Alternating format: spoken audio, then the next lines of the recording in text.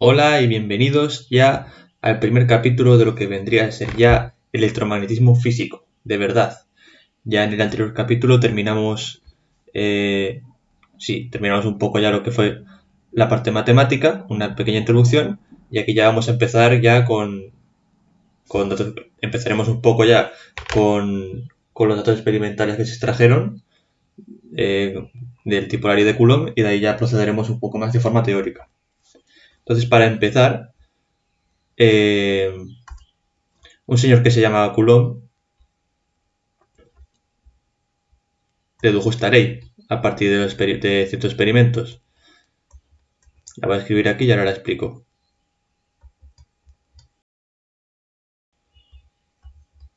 Muy bien, ¿qué dice esta ley? Pues nos dice que si yo tengo dos cargas sueltas por aquí en el espacio, de carga Q1 y de carga Q2, entonces estas cargas van a sentir una fuerza F que va, digamos, en la dirección radial, va en la dirección en la que, digamos, sí, la línea que une estas dos cargas y su módulo es una constante K que es 9 por 10 a la 9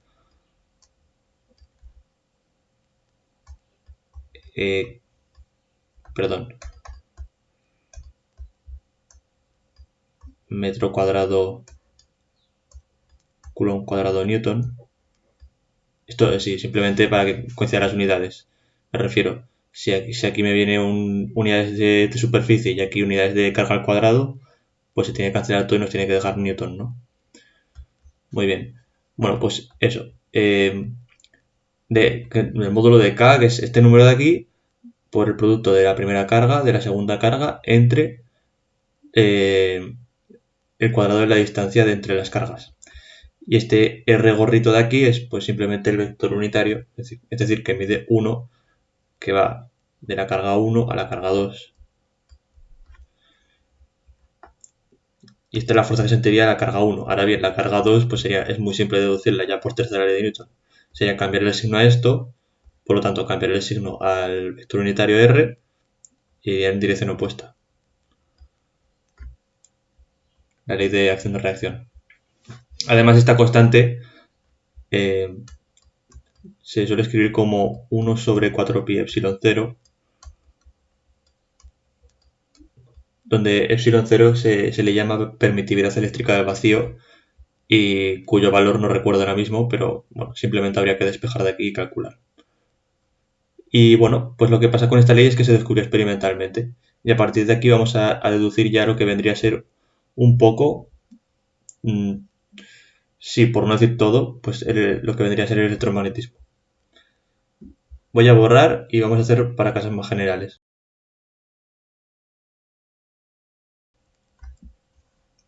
Bueno, para empezar, vamos a dejar de hablar de fuerzas y vamos a empezar a hablar de lo que vendría a ser campos. Que esto ya fue una idea que introdujo Faraday. Y en vez de decir que la carga Q pequeña siente una carga debido a la carga Q grande, vamos a decir que la carga Q grande produce un campo eléctrico y en ese campo eléctrico, pues Q pequeña interactúa por lo que siente una fuerza. Entonces, ¿cómo vamos a definir ese campo eléctrico? Pues de la siguiente manera. La fuerza, vamos a definir que la fuerza que siente una partícula, en este caso, si hemos cogido Q grande y Q pequeña, pues será con Q grande y Q pequeña. Q.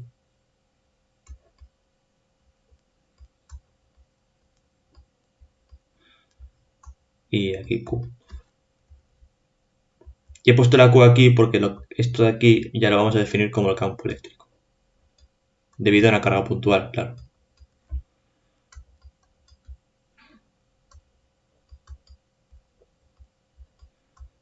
Entonces, ¿cómo interpretamos esto? Pues como he dicho antes, tenemos un campo eléctrico, en este caso creado por la carga Q grande, y la fuerza que va a sentir la carga Q pequeña pues va a ser el valor de esa carga por el campo eléctrico, ya dicho, creado por la carga Q grande.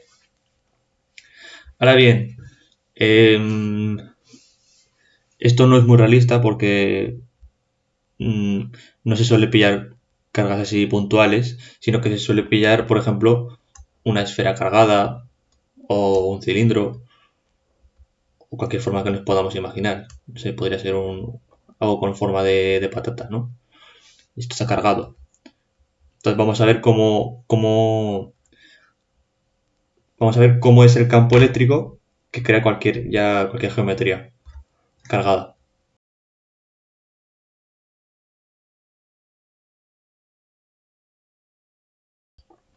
Vale, entonces para empezar vamos a considerar una forma cualquiera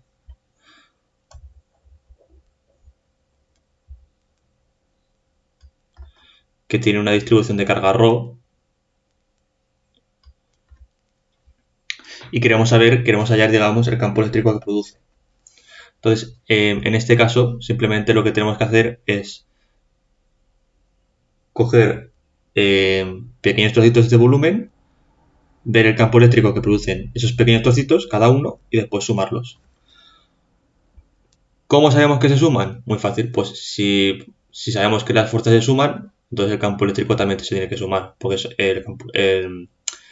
la fuerza es lineal en el campo eléctrico. Si tengo, por ejemplo, F1 más F2, debido, digamos, por ejemplo, a diferentes campos eléctricos, vamos a tener que la fuerza 1 es Q por el campo eléctrico 1 más Q por el campo eléctrico 2. Ahora bien, sacando factor común,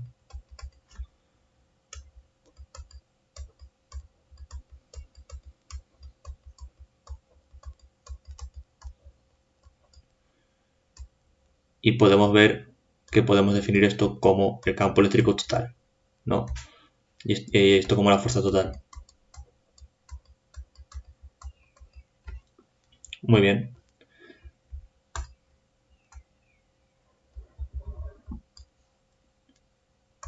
Ahora que sabemos que se pueden sumar, vamos a coger pequeños trocitos de volumen.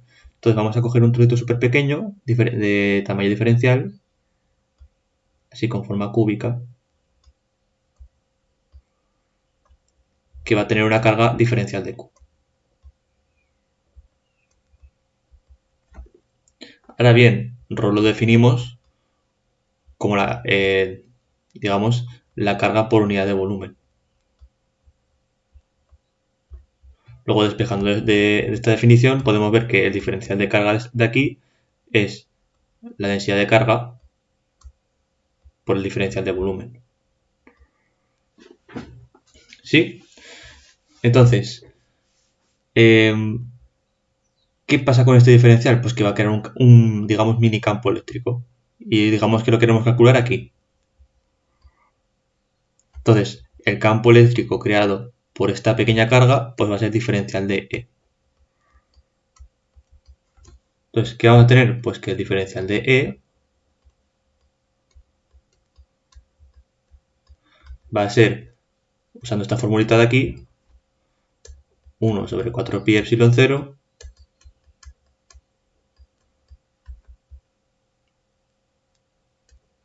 diferencial de la carga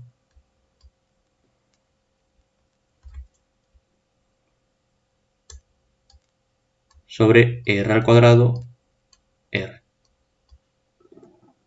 Ahora bien, ¿qué pasa? Pues que este R de aquí lo podemos escribir como es un vector unitario que apunta a la dirección R, nosotros siempre podemos definir R como su módulo por el vector unitario que va en su misma dirección y sentido. Entonces podemos despejar de aquí y decir que R gorrito es R sobre R y podemos ponerlo en esta fórmula de aquí. Entonces, ¿qué tenemos? Esto es 1 sobre 4pi epsilon 0 diferencial de carga R al cubo y ya R vector, ya el vector de posición, que vendría a ser este de aquí.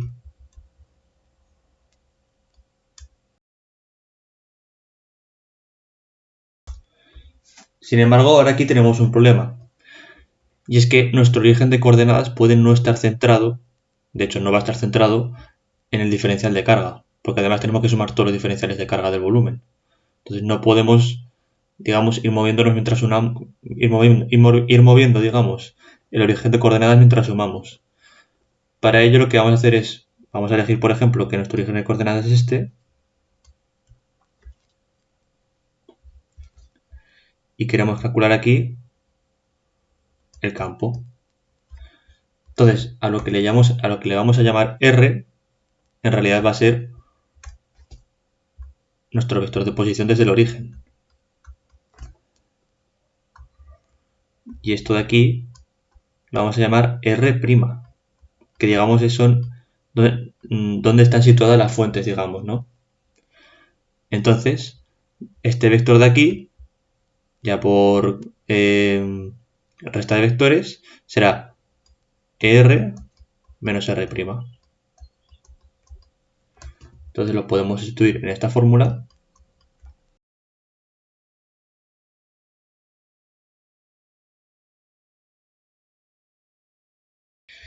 Y aquí ya, pues, si antes teníamos el módulo de R, pues ahora vamos a tener el módulo de R menos R' al cubo. Y aquí como vector no va a ser solo R, va a ser R menos R'. Además, aquí, en este diferencial de carga, en vez de poner que el diferencial de carga es ρ por d tau, vamos a poner que es ρ por d tau prima, porque este volumen no se refiere a un volumen cualquiera, sino el volumen de las fuentes, ¿no? Del cuerpo que estamos estudiando. Y de hecho también podemos sustituir esta fórmula aquí dentro.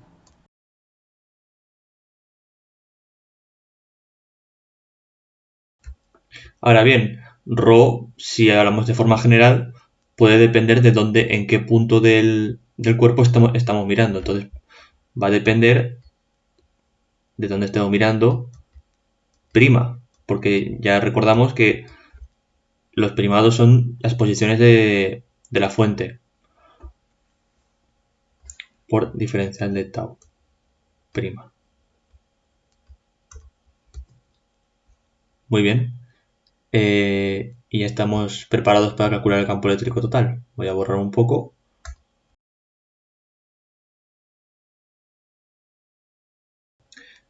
¿Qué pasa aquí? Pues que tenemos una expresión relacionando dos diferenciales, ¿no? Lo que podemos hacer es sumar pero al continuo, es decir, integrar. Entonces, si integramos ambos lados, lo que vamos a tener es que el campo eléctrico total va a ser 1 sobre 4 pi epsilon 0 de la integral de ρ de R' sobre R menos R', el módulo al cubo, R menos R' ya vector, de tau prima. Entonces, ¿qué hemos hecho en resumen? Muy fácil. R' es donde estamos mirando, de la fuente, digamos, ¿no? Es en qué parte de la fuente estamos mirando. R sin primar es en qué punto del espacio estamos mirando, es donde queremos calcular el campo eléctrico, ¿no? Y entonces lo que hacemos es coger todos los trocitos y sumar sobre el volumen prima, es decir, sobre la fuente. Entonces esta expresión es el campo eléctrico ya para medios continuos. Y de hecho es una forma... Calcular los campos eléctricos usando esta fórmula es una forma bastante general, sin embargo a veces es muy tediosa porque diferencial de tau es de x, de y, de z, o r al cuadrado seno de tita de r de tita de phi, dependiendo ya de las coordenadas que estemos. Ahora bien, que tengamos tres diferenciales quiere decir que tenemos que integrar tres veces, y las integrales muchas veces pues no son muy fáciles. Entonces, en el electromagnetismo hay una ley muy chula que se llama ley de Gauss, que vamos a ver ahora, que nos permite calcular ya campos eléctricos cuando hay una simetría ya un poco extrema, de una forma muy sencilla. Entonces vamos a demostrar esa ley y ya calcularemos unos campos eléctricos con esa ley.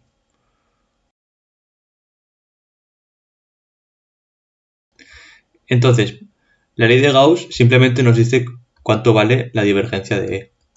Simplemente nos dice eso. Entonces, lo que debemos hacer es muy fácil. Simplemente tenemos que poner sobre 4pi epsilon 0, integrar y hacer la divergencia. Ahora bien, la divergencia está respecto a las coordenadas de observación, no respecto a las coordenadas de la fuente. Entonces, todo lo que no sea R, sin primar, lo vamos a sacar de la divergencia. Entonces, vamos a tener aquí ρ de R', divergencia de R menos R' sobre R menos R' módulo al cubo.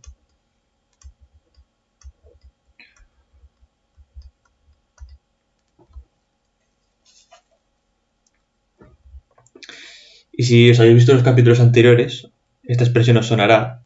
De hecho, no lo vemos con esta forma, lo vemos con R sobre R al cubo.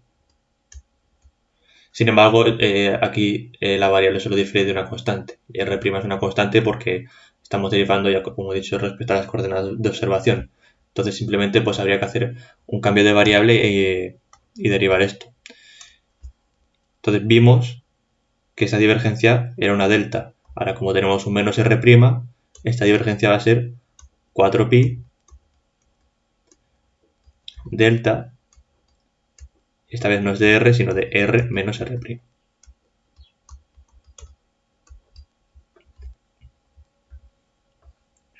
Entonces ya reescribiendo todo esto, el 4pi se nos va con el 4pi y nos queda 1 sobre epsilon 0 integral de ρ de R' delta de R menos R', diferencial de tau prima. Y ahora esto es en realidad muy fácil de calcular. Ahora voy a enseñar por qué es tan fácil.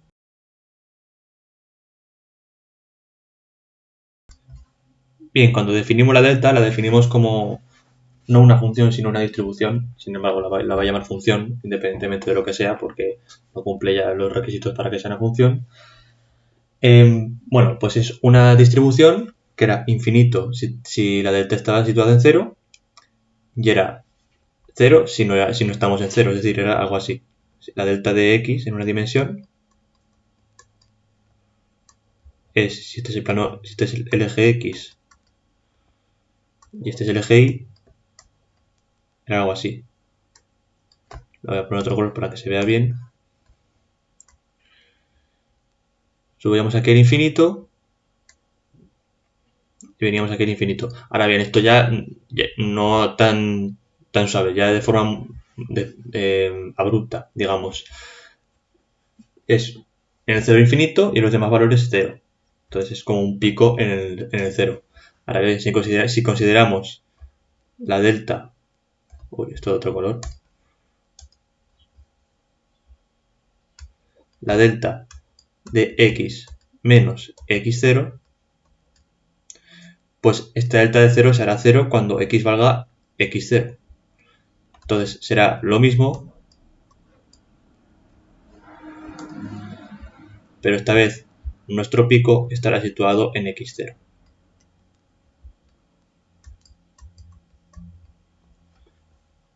Muy bien.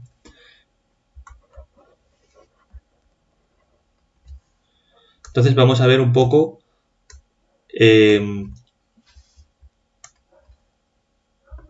cuánto vale esta integral.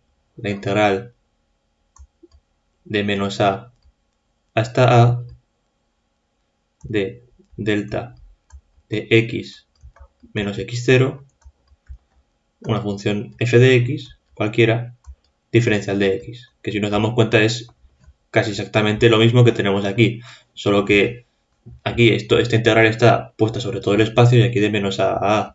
Ahora bien, ¿qué condición vamos a poner? Que a sea mayor que x0. Y ya vamos a ver que esta integral nos va a salir muy fácil. Lo primero que vamos a comentar es que podemos definir la delta de x como la derivada respecto a x de otra función que se llama función escalón de Heaviside, que es otra función muy sencilla, que es simplemente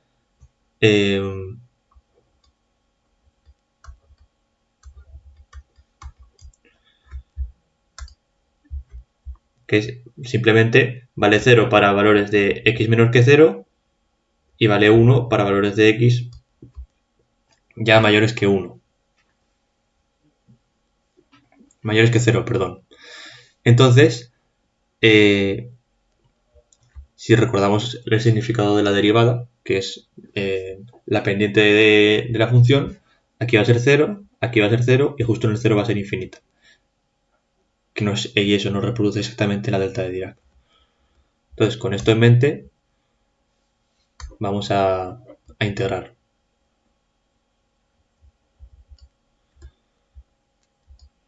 Entonces, para ello vamos a usar integración por partes, la formulita de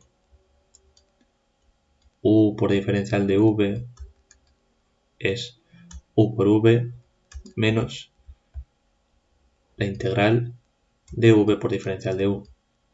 Y tenemos que elegir bien nuestras v's y nuestras u's. En este caso vamos a elegir como u nuestra función f de x y como diferencial de v vamos a escoger la delta de Dirac por el diferencial de x. Ahora bien, ¿qué va a ser diferencial de u? Pues simplemente hay que diferenciar f de x. Entonces esto será la derivada de x, diferencial de x. Y v, pues al revés, habrá que integrar esto. Pero ya hemos dicho que la derivada de la función de Heaviside de la delta. Entonces la integral de la delta tiene que ser la función escalón de Heaviside. Entonces esto nos va a dar h de x menos x0. Muy bien. Entonces, ¿cómo nos va a quedar nuestra integral? Pues nos va a quedar u por v, es decir, f de x por h de x menos x0, y todo esto evaluado de menos a hasta a, menos la integral de menos a de v por diferencial de u, es decir, h de x menos x0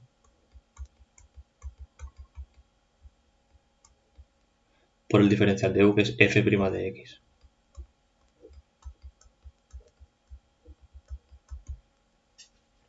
Entonces vamos a ver un poco cómo integrar esto en la recta. La recta no, perdón, en el plano.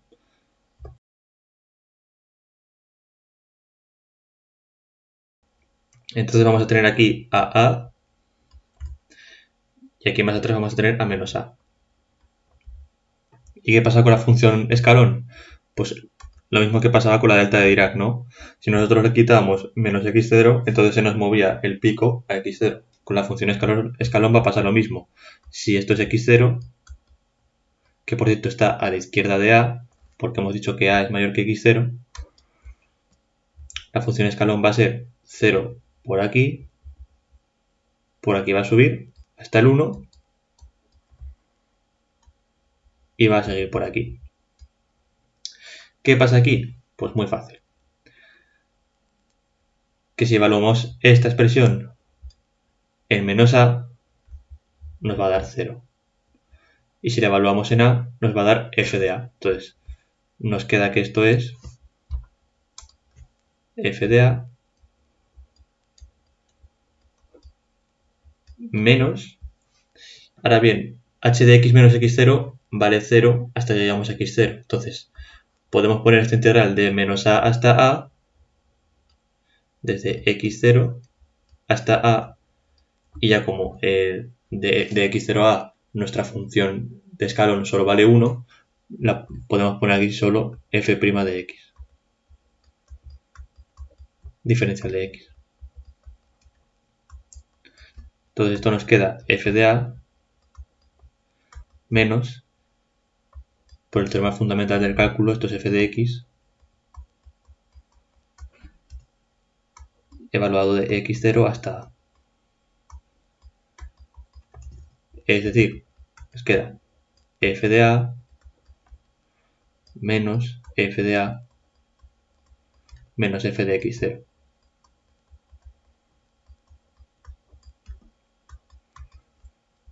Y esto es f de x0. Y ya vemos que la solución de esta integral es súper fácil. Entonces vamos a borrar todo y vamos a aplicarlo a nuestro teorema de Gauss.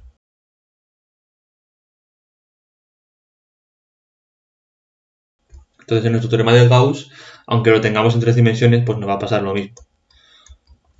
Esto será igual a 1 sobre epsilon 0. Ahora bien, hemos calculado esta integral teniendo en cuenta que a es mayor que x0. Si estamos integrando sobre todo el espacio, estamos seguros de que los límites de integración van a ser mayores que R', ¿no? Porque R' va a ser finito, no vamos a tener un cuerpo infinito por ahí. Entonces, lo que tenemos es nuestra f de x sería ρ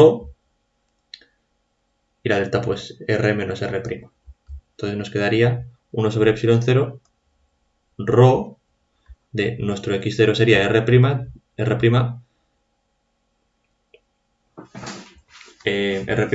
sería r, porque si nos damos cuenta esta delta es simétrica y podemos ponerla como r' menos r.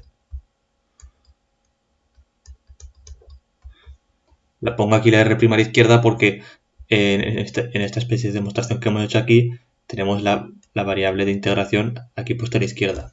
Pues aprovechando la simetría de la delta de Dirac podemos poner esta r' a la izquierda, que es la variable de integración, y entonces es cambiar ρ de r' por ρ de r. ρ de r.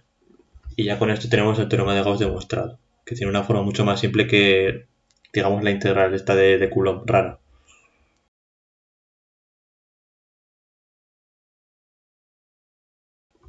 Aún así podemos seguir e ir más allá, porque esto se le llama forma diferencial de la ley de Gauss.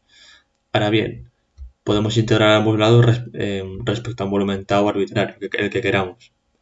Entonces va a ser la integral de la divergencia de tau igual a 1 sobre epsilon 0 la integral de ρ de tau. Ahora bien, si nos acordamos, esto es simplemente ley de Gauss. Entonces esto es la integral de E por diferencial de S sobre la superficie de tau.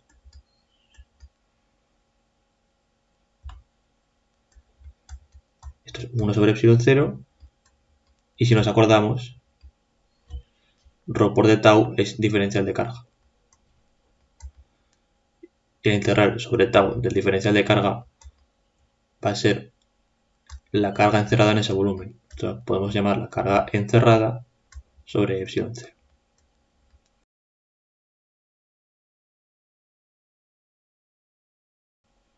Y esto es ya la forma diferencial de la ley de Gauss, que sí, suele ser un poco más útil que la forma diferencial. Y ahora vamos a ver por qué. Entonces, si por ejemplo queremos calcular el campo eléctrico que crea una esfera uniformemente cargada, un volumen esférico, pues podemos calcularlo con la ley de Gauss, porque tenemos que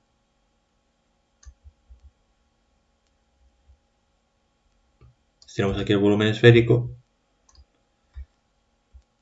y cogemos la superficie que queramos, porque la ley de Gauss nos dice que sobre cualquier superficie que elijamos va a ser por la carga encerrada sobre epsilon 0, el flujo del campo eléctrico a través de esa superficie. Entonces podemos elegir esta superficie, por ejemplo, y elegir aquí el origen de coordenadas. Superficie esférica, por cierto, aunque parezca una patata. Ahora bien, por razones de simetría sabemos que el campo eléctrico tiene que ser igual aquí que aquí. Porque no puede ser que yo lo tenga así, me ponga a rotar la esfera y aquí sea diferente, ya que es simétrico. no ha habido ningún cambio en esa rotación. Entonces, podemos sacar E de esta integral, porque es constante. Entonces nos queda E por la integral de tau diferencial de ese vector. Ahora bien, igual que por razones de simetría, vamos a tener que E va a ir hacia afuera, al igual que ds. Entonces este producto escalar lo podemos poner ya en forma de módulos. Entonces nos va a quedar el módulo de E por la integral sobre d tau de ds, que esto es E por S, donde S es la superficie que estamos cogiendo, que será la superficie de una esfera. 4pi de r al cuadrado. Muy bien. ¿Y esto qué es igual? Bueno, pues esto será igual a la carga encerrada sobre epsilon 0. Entonces 1 sobre epsilon 0. ¿Y cuál es la carga encerrada? Pues la carga que tenga la esfera, pero la podemos poner... Sí, bueno, vamos a ponerla en función de la carga y luego ya veremos en función de la densidad. Entonces, la carga que tenga la esfera, Q, porque tenemos toda la esfera metida en la superficie. Entonces vemos que E, despejando de aquí, es 1 sobre 4pi epsilon 0 de Q sobre R al cuadrado. Si lo queremos poner en vector, simplemente hay que poner un R gorrito, que nos dice que va hacia afuera del origen. Que ya hemos dicho que va de forma radial, ¿no? Por simetría. Y si nos fijamos, esta fórmula de aquí coincide con la expresión que teníamos para una carga puntual. Que eso tiene sentido por toda la simetría que tiene esto. Ahora bien, la cosa cambia si queremos calcular el campo eléctrico ya dentro de la esfera. Que por cierto, hay que enfatizar esto que no es un cascarón esférico, no es un globo, digamos, sino que ya es una esfera rellena, cargada uniformemente. Entonces vamos a ver cuánto vale el campo eléctrico ya dentro de la esfera.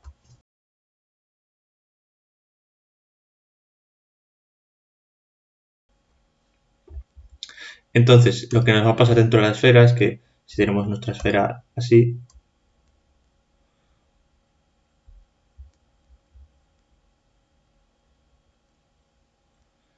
de radio R, y nosotros escogemos nuestra superficie para que esté dentro de la esfera,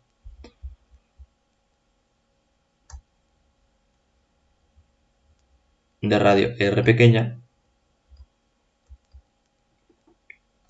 vamos a ver que no va a ser una forma que decae con el cuadrado de la distancia, y vamos a ver que tiene... Sí, tiene otra forma, que es más curiosa. Entonces, vamos, porque cada vez que aumentamos R, también, digamos, aumentamos la carga que hay dentro de la esfera. Entonces vamos a ver cómo es esto, y vamos a hacer un poco lo mismo. Por razones de simetría y todo el rollo, tenemos que E va a ir en la dirección radial y va a ser paralelo al vector diferencial de superficie. Entonces podemos hacer la misma estrategia, sacamos E de la integral y multiplicamos por S. Pero este S es 4pi R al cuadrado.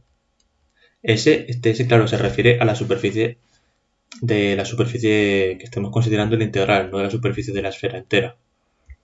Entonces, R pequeña al cuadrado, no R grande. Y esto es igual a 1 sobre epsilon 0, y aquí es donde cambia la cosa. La carga encerrada dentro de nuestra superficie, que será pues la densidad, y como la densidad por el volumen por el volumen encerrado por nuestra superficie. Que claro, es densidad por el volumen porque estamos considerando una densidad uniforme. Entonces, nuestro volumen es 4 tercios de pi r al cubo. R pequeña. Pero es que además, ρ lo podemos poner como la carga total entre el volumen total. Es decir, ρ va a ser la carga entre el volumen total, que va a ser 4 tercios de pi, y esta vez r grande al cubo. Entonces lo que nos va a quedar aquí es 1 sobre epsilon 0 q 4 tercios de pi sobre 4 tercios de pi, que se nos va a ir r al cubo, r al cubo. Entonces esto se nos va con esto y nos queda que esto es 1 sobre epsilon 0 de q por r pequeña al cubo sobre r al cubo. Entonces ya podemos despejar el campo eléctrico y nos va a quedar que el campo eléctrico E va a ser igual a este R de aquí, R al cuadrado se nos va con dos R, se van con otras dos de aquí, entonces nos queda solo una R, 1 sobre 4 pi epsilon 0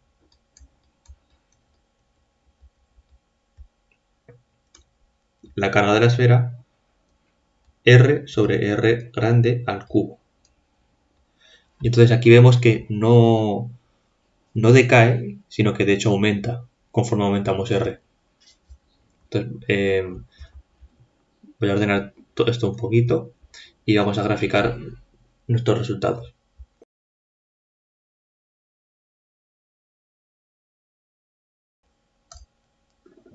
Entonces, para que visualicemos un poco la forma del campo eléctrico, vamos a hacer aquí una gráfica que va a ser el módulo del campo eléctrico en función de en función de la distancia al origen. Entonces aquí vamos a tener la distancia al origen R y aquí vamos a tener la intensidad de campo eléctrico. Entonces si tenemos aquí R grande, ¿qué va a pasar? Pues nuestra expresión dentro varía linealmente con R. Entonces va a subir linealmente hasta R. Ahora bien, ¿esta función es continua? Bueno, veamos. Vamos a ver cuánto vale el campo eléctrico fuera cuando nos ponemos en R grande. Pues nos va a quedar 1 sobre 4 pi epsilon 0 q sobre R grande al cuadrado R. Y ahora vamos a ver cuánto vale el campo eléctrico dentro cuando nos ponemos también en R grande. Pues nos va a quedar 1 sobre 4 pi epsilon 0 q, y aquí si ponemos R se nos va a ir por una R de abajo y nos va a quedar 1 sobre R al cuadrado. R. Y si nos fijamos, las expresiones son iguales, por lo tanto el campo eléctrico es continuo. Entonces no va a aparecer aquí el campo eléctrico y se nos va a ir, sino que va a aparecer aquí. Lo vamos a poder dibujar sin levantar el lápiz del papel, digamos. Entonces, a partir de aquí, el campo eléctrico decae de forma cuadrática. Inversamente cuadrática. Entonces, podemos ponerlo así. Y ya cuando tengamos un R muy grande se nos va a ir a cero. Esto es como una montañita.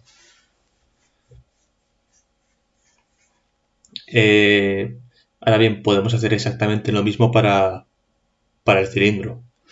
De hecho, vamos a hacerlo como último ejemplo y después hablo un poco ya de lo que vendría a ser los potenciales y si me da tiempo hablo sobre las discontinuidades y ya terminaríamos el capítulo.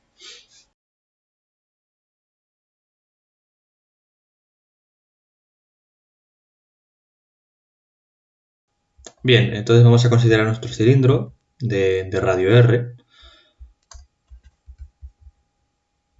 Así.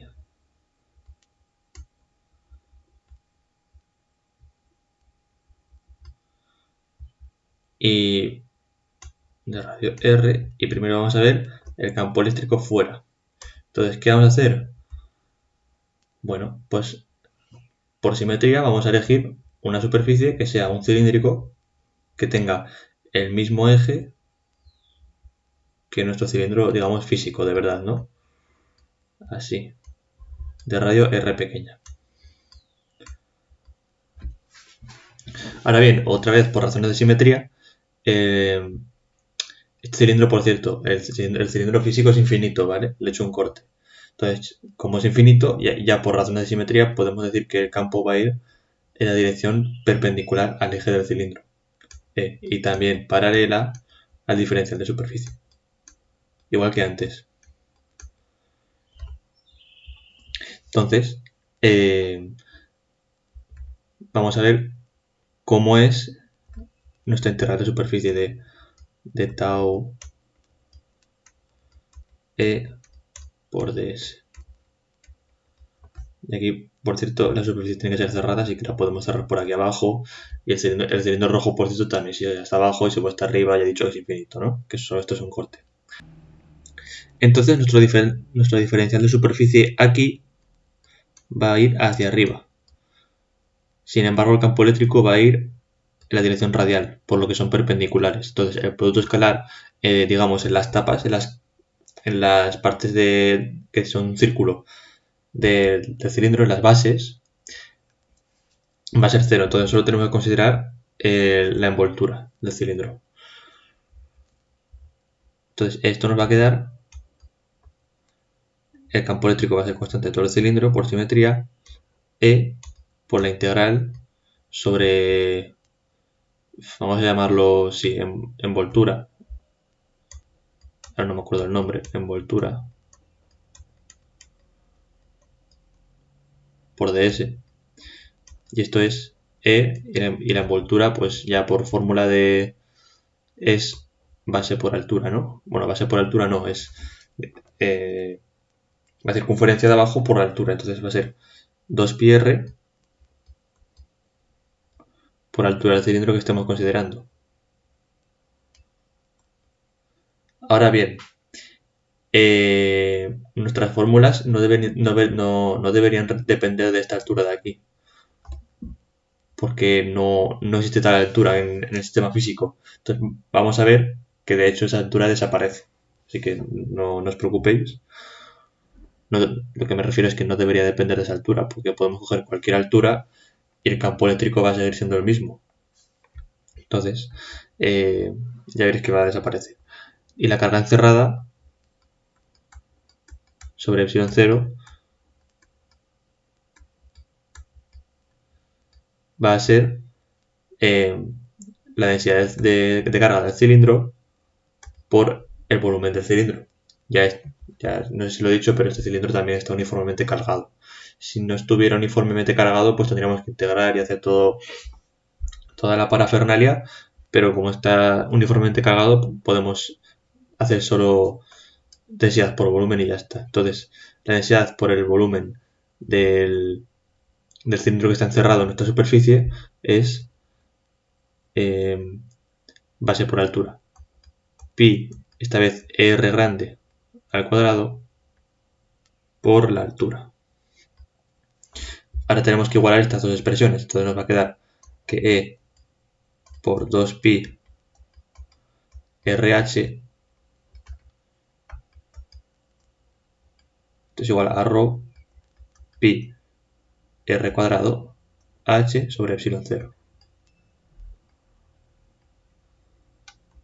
Y ya como esperábamos, las h se nos cancelan.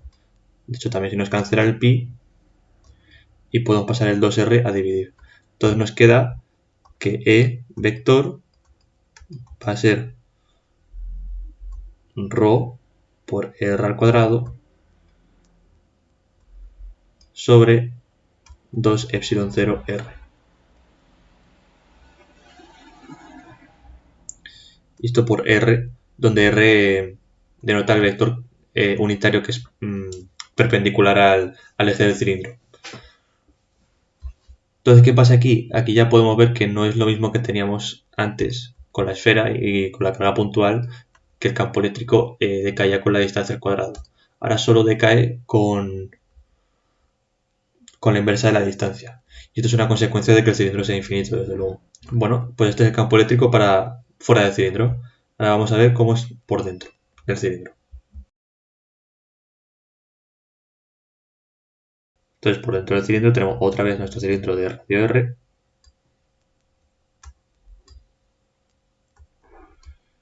Y esta vez cogemos nuestra superficie tal que esté dentro del cilindro.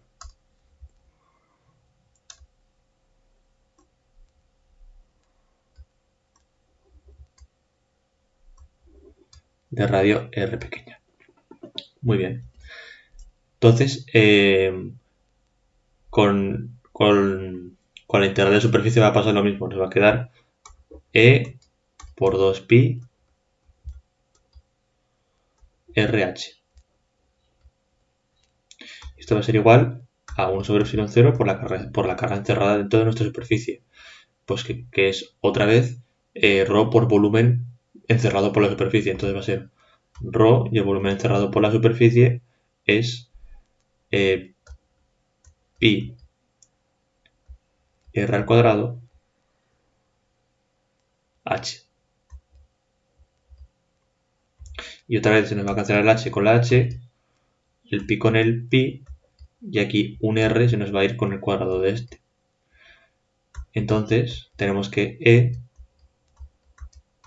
es ρ sobre 2 epsilon 0 r. Otra vez por la dirección de r.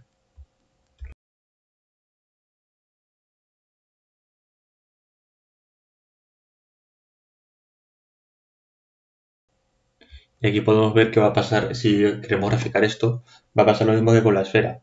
Dentro va a crecer de forma lineal y después cuando salgamos va a decrecer de forma de inversa de distancia, ¿no? Entonces va a ser más o menos igual que el de la esfera, solo que el del cilindro decae un poco más lento que el de la esfera. Un poco más lento, bueno, sí, un grado menos. Un grado más, en realidad.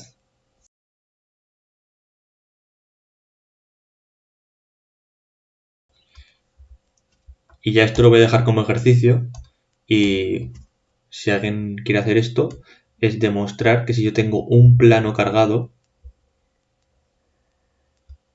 infinito, tenéis que demostrar que el campo eléctrico encima, si el eje Z va así, que el campo eléctrico encima va a ser sigma, donde sigma es el análogo a la densidad volumétrica, esta vez superficial, sigma sobre 2 epsilon 0 por UZ, donde UZ es el vector unitario que apunta en la dirección positiva del eje Z, y E debajo va a ser lo mismo pero con menos UZ. Entonces va a ser E debajo va a ser sigma sobre 2 epsilon 0 menos UZ. Y aquí, si os atascáis, aquí podéis, los que no quieran oír la pista, que paren el vídeo. Tenéis que considerar, si os atascáis, tenéis que considerar como superficie de gaussiana que se dice, de la que hemos hecho antes, elegir una cajita que atraviese las dos regiones del, digamos sí, del espacio en las que está dividida. Y también considerar simetrías y todo lo que hemos hecho igual, pero con el plano infinito. Y demostrar esto.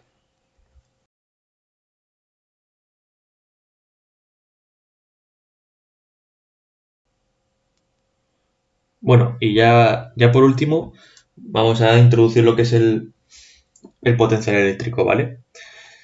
Entonces,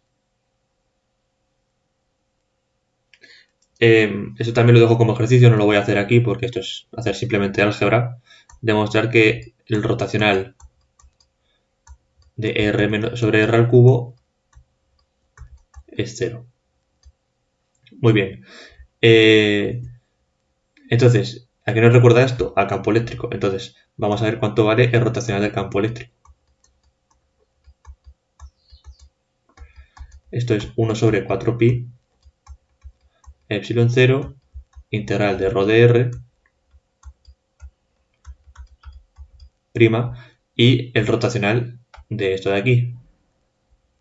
Ahora bien, esto de aquí es lo mismo que esto de aquí, solo que difiere de una constante. Entonces nos va a dar lo mismo, nos va a dar 0. 0 de tau prima. Luego nuestro rotacional es 0. Y además también podéis comprobar que el rotacional de un gradiente de una función escalar es 0. Esto es lo mismo, es hacer puro álgebra. Tienes que sacar el gradiente, después el calcular el rotacional de este y ya ver que es 0, ver que los términos se anulan. ¿Qué significa esto? Pues que si relacionamos estas dos expresiones, nos damos cuenta de que podemos escribir E como la divergencia de cierta función escalar, phi, que de hecho se le llama potencial electrostático y no es phi, nuestra phi de hecho va a ser menos v. Ahora bien, ¿por qué se define este potencial? Bueno, lo primero, el signo menos de este está solo por conveniencia. Es así porque, bueno, luego el tema de conservación de la energía se pone con positivo y cosas así. En realidad da igual, en realidad nos podríamos haber quedado con phi solo, pero lo podemos como menos v y llamar v al potencial eléctrico, porque así las fórmulas luego salen acordes a lo que teníamos antes en mecánica y demás. Bueno, entonces este potencial se introduce porque si nos fijamos, estamos reduciendo el estudio de una función vectorial, es decir, una función, en este caso con tres funciones escalares dentro, porque es la componente x, la componente y la componente z, pues estamos reduciendo este estudio al estudio de una función escalar que pues, solo tiene una componente. Y claro, ¿cómo es esto posible? ¿Cómo es posible que una función, cómo es posible que tres funciones, la información de tres funciones esté condensada en una función? Bueno, pues ya lo hemos visto, porque E está sujeto a la condición de que su rotacional es nulo. Entonces se puede escribir como gradiente, por lo tanto como una función, como gradiente de una función escalar. Y podemos reducir el estudio de hecho se simplifica mucho en muchos casos, al estudio de una función escalar. Entonces, ¿qué pasa en electrostática? Pues que el campo eléctrico igual se deja un poco de lado, se usa solo para, bueno, si se deja muy de lado, pasamos un poco de él y lo que usamos para hacer los cálculos va a ser el potencial, porque eso es una componente, no como el campo eléctrico, sería súper tedioso trabajar con eso. Entonces, a partir de ahora quizás usamos más V que E. Incluso igual las uso de forma simultánea en algunas fórmulas.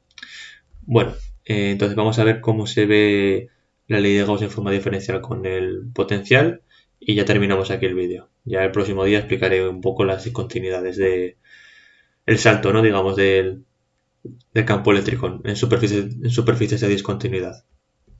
Bueno, pues la forma diferencial de la ley de Gauss nos dice que la divergencia de E, lo tenemos aquí puesto, la divergencia de E es 1 sobre epsilon 0 por la densidad de carga.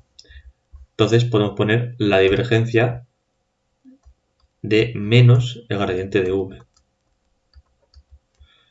igual a ρ sobre epsilon 0. De aquí podemos quitar el signo menos, podemos pasar al otro lado,